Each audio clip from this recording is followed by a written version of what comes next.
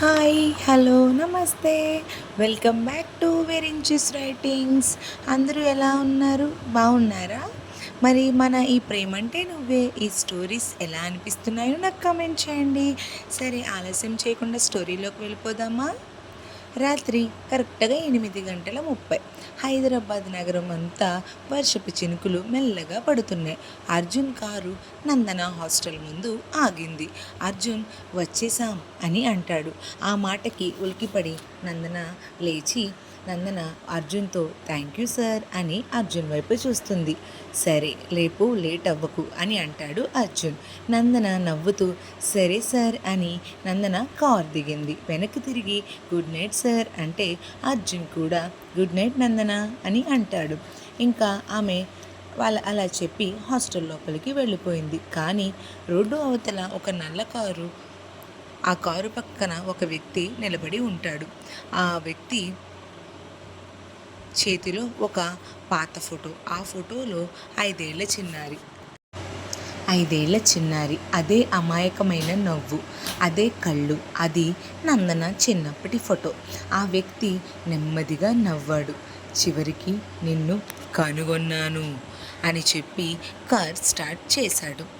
అలా మరుసటి ఉదయం నందన ఎప్పటిలాగా త్వరగా లేచి తన నానమ్మకు వీడియో కాల్ చేసింది. నానమ్మ, ఎలా ఉన్నావు నానమ్మ, బాగున్నావా అని అడిగింది.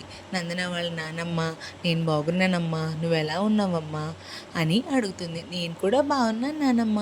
మరి ఆఫీస్ అంతా బాగానే ఉందా అంటే ఆఫీస్ కూడా బాగుంది నానమ్మ. నువ్వు టైంకి భోజనం చేస్తున్నావా అని అడుగుతుంది. తింటున్నానమ్మా అని అంటుంది వాళ్ళ నానమ్మ. ఎక్కువగా పని చేసుకుని ఆరోగ్యం పాడు చేసుకోకు అని చెప్తారు నందన వాళ్ళ నానమ్మ. అలాగే నానమ్మ అని నవ్వుతూ చెప్తుంది. అలా కొంతసేపు మాట్లాడుకుని అప్పుడు నందన వాళ్ళ నానమ్మ, ఈ నవ్వు వింటుంటే నాకు ధైర్యంగా ఉంది తల్లి అని అలా మాట్లాడుకుని ఇంకా కాల్ పెట్టేస్తారు. నందన వాళ్ళ నానమ్మతో మాట్లాడాక కళ్ళల్లో చిన్న ఆనందం. అలా ఆనందపడుతూ ఆఫీస్కి బయలుదేరుతుంది. ఉదయం 9 గంటలు.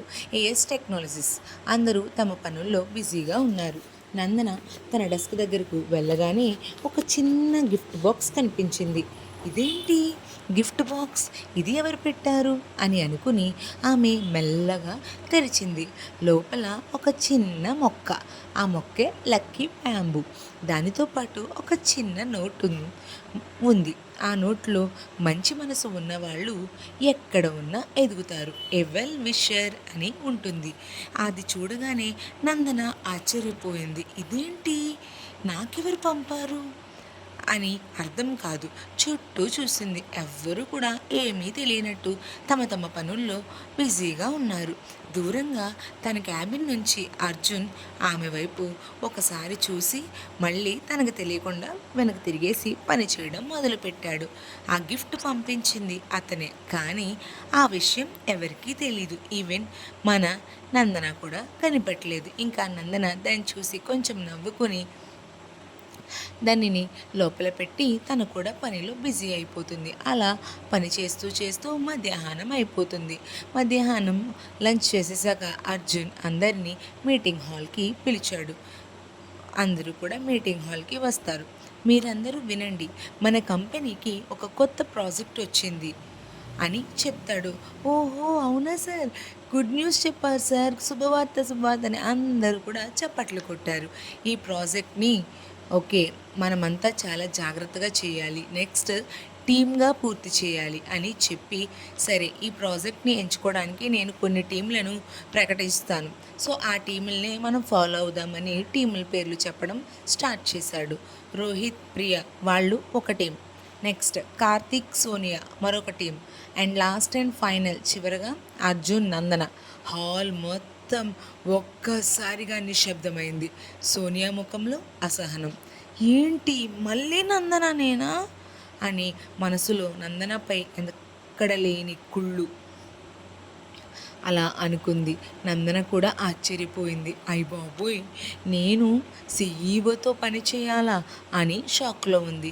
అప్పుడు అర్జున్ ప్రశాంతంగా, ఈ ప్రాజెక్ట్ చాలా ముఖ్యమైనది, అందుకే నేను కూడా ఈ ప్రాజెక్ట్లో ఇన్వాల్వ్ అయి స్వయంగా చూసుకుంటాను కాబట్టి నేను టీంలో ఉన్నాను అంతే, వేరే ఏమీ లేదు అని అంటాడు. అలా చెప్పి అర్జున్ క్యాబిన్లోకి వెళ్ళిపోతాడు. అలా వెళ్ళినప్పుడు నందన ల్యాప్టాప్ తీసుకుని కూర్చుంది. అర్జున్ పని వివరాలు మొత్తం కూడా నందనకి చెప్తున్నాడు. ఈ ఫైల్లో ఉన్న డేటాను అనాలసిస్ చేసి సాయంత్రంలోగా రిపోర్ట్ ఇవ్వాలి, సరేనా అని అంటాడు. ఓకే సార్ అని అంటుంది నందన. ఈలోపు నందన అలా మాట్లాడుతూ పొరపాటున తన వాటర్ బాటిల్ను టేబుల్ మీద పడేసింది. నీళ్లు ఫైళ్ళ దగ్గరికి వెళ్ళాయి. అయ్యయ్యో సార్, సారీ సార్ అని టెన్షన్ పడింది. అర్జున్ ఒక్కసారిగా ఫైల్ పక్కకు తీసేశాడు. రిలాక్స్ నందన, ఇటువంటి చిన్న చిన్న వాటికి ఏమంత టెన్షన్ తీసుకోకు అని అంటాడు. సారీ సార్, రోజు ఎప్పుడు ఇలాగే అవుతుందంటే పర్లేదు, ఈరోజు మొదటి తప్పే, ఫైన్ ఏమీ లేదు అని చిన్నగా నవ్వాడు. నందనకి విషయం అర్థమై తను కూడా నవ్వేసింది. ఇద్దరు మొదటిసారి మనస్ఫూర్తిగా నవ్వుకున్నారు. క్యాబిన్ బయట నుంచి అసలు వీళ్ళు ఏం చేస్తున్నారా అని సోనియా అర్జున్ని ఒక కంట కనిపెడుతూనే ఉంది. అది చూసిన సోనియా ఇద్దరి మధ్యలో ఏదో మొదలవుతుంది అని కోపంగా అక్కడి నుంచి వెళ్ళిపోయింది. అదే సమయంలో అర్జున్ ఫోన్ మోగింది. అర్జున్ కాల్ లిఫ్ట్ చేసి హలో అని అంటాడు. అవతల నుంచి ఒక స్వరం, నందన గురించి నీకు తెలియని నిజం చెప్పాలి అర్జున్ అని అంటాడు. అర్జున్ ముఖం ఒక్కసారిగా మారిపోయింది. హూ ఆర్ యూ, నువ్వెవరు అని అంటాడు అర్జున్. కానీ అవతల వ్యక్తి ఏమీ చెప్పకుండా కాల్ కట్ చేశాడు. అర్జున్ కిటికీ బయటకు చూస్తూ ఆలోచనల్లో పడ్డాడు. నందన గురించి నాకు తెలియని నిజమా, అయినా నందన గురించి నాకు కాల్ చేయడం ఏంటి అని అర్జున్ ఫోన్ను నెమ్మదిగా టేబుల్పై పెట్టి నందన గురించి నాకు తెలియని నిజమేంటి అని ఆలోచించడం మొదలుపెట్టాడు. అలా ఆ మాటలు అతని మనసులో తిరుగుతూనే ఉన్నాయి. అంతలో డోర్ శబ్దం టక్ టక్ అని తలుపుల దగ్గర నుంచి వినిపించాయి. మే ఐ కమిన్ సార్ అని నందన అంటుంది. కమిన్, లోపలికి రా నందన అని అంటాడు అర్జున్. లోపలికి వచ్చింది నందన. సార్, మీరు చెప్పిన ప్రాజెక్ట్ రిపోర్ట్ రెడీ సార్ అని అర్జున్కు ఆ ప్రాజెక్ట్ రిపోర్ట్ను అందజేస్తుంది. అర్జున్ ఆమె వైపు చూసి ఒకసారి కూర్చో నందన అని అంటాడు. నందన కూర్చుంటుంది. అర్జున్ రిపోర్ట్ చదవడం ప్రారంభించాడు. ఒక్కో పేజీ తిప్పే కొద్దీ అతని ముఖంలో ఆశ్చర్యం పెరిగింది. ఏంటి, ఇది నువ్వే చేసావా అని అడుగుతాడు. అవును సార్, నేనే చేశాను అని అంటుంది నందన. ఎక్సలెంట్ నందన అని అంటాడు. నందన నవ్వి థ్యాంక్ యూ సార్, నిజంగా చాలా బాగా చేసావు నువ్వు అని అర్జున్ అన్నాడు. రేపు మన కంపెనీకి ఒక పెద్ద క్లయింట్ వస్తున్నారు, ప్రజెంటేషన్లో నువ్వు కూడా ఉండాలి అని అర్జున్ నందనతో చెప్తాడు. అప్పుడు నందన ఒక్కసారిగా భయపడి సార్, నేనా సార్ అని అంటుంది. అవును, నేను ఎప్పుడు అంత పెద్దవాళ్ళ ముందు మాట్లాడలేదు సార్ అని టెన్షన్ పడిపోతుంది. అప్పుడు అర్జున్ నందన కామ్ డౌన్, ప్రశాంతంగా ఉండు అని చిన్నగా నవ్వి నిన్ను నువ్వు నమ్మితే చాలు, ఓకేనా అని అంటాడు. ఆ మాటకి నందనకి చాలా ధైర్యం వచ్చింది. బయట సోనియా తన స్నేహితుడు వికాస్తో మాట్లాడుతుంది. బాస్ నందనను చాలా నమ్ముతున్నాడు, నాకైతే వీళ్ళిద్దరిని చూస్తుంటే చాలా కోపం వస్తుంది. ఎలా అయినా ఆయన తన మీద పెట్టుకున్న ఆ నమ్మకాన్ని మనం కొలాప్స్ చేసేయాలి, పగలగొట్టాలి అని చెప్తుంది. అప్పుడు ఆ మాటలకి వికాస్ గట్టిగా నవ్వాడు. నువ్వేం కంగారు పడకు సోనియా, నేను చూసుకుంటాను, ఓకేనా అని అన్నాడు. అలా ఇద్దరు కూడా ఫోన్ మాట్లాడుకుని కుట్ర చేయడానికి స్టార్ట్ అయ్యారు. సాయంత్రం అందరూ ఇంటికి వెళ్ళడానికి సిద్ధమవుతున్నారు. బయట భారీ వర్షం. పాపం నందన బస్ స్టాప్లో నిలబడి ఉంది. ఒక్క బస్సు, ఏ బస్సు రావడం లేదు. అప్పుడే అర్జున్ కూడా తన కారు వేసుకుని అక్కడికి వచ్చారు. వచ్చి కిటికీ దించి మళ్ళీ బస్సు కోసమేనా అని అడుగుతాడు. అవును సార్ అని నందన నవ్వింది. రా, ఈసారి కూడా దింపేస్తాను, మళ్ళీ ఇబ్బంది అవుతుంది అని అంటాడు అర్జున్. ఇది ఇబ్బంది కాదు సార్, పర్వాలేదు సార్ అని అంటుంది నందన. ఏం పర్లేదు రా అని అంటాడు అర్జున్. ఇంకా నందన వెళ్ళి కారులో కూర్చుంటుంది. అలా వర్షం కురుస్తుంది. రేడియోలో మెల్లగా ఒక మంచి ప్రేమ పాట వినిపిస్తుంది. కొన్ని నిమిషాలు ఇద్దరు ఏమీ మాట్లాడలేదు. తర్వాత అర్జున్ నందనతో ఇలా అడుగుతాడు, నీకు ఈ నగరం నచ్చిందా అని అడుగుతాడు. అవునా సార్, నచ్చిందా అంటే పర్లేదు, కానీ ఇంకా అలవాటు కాలేదు సార్ అని అంటుంది.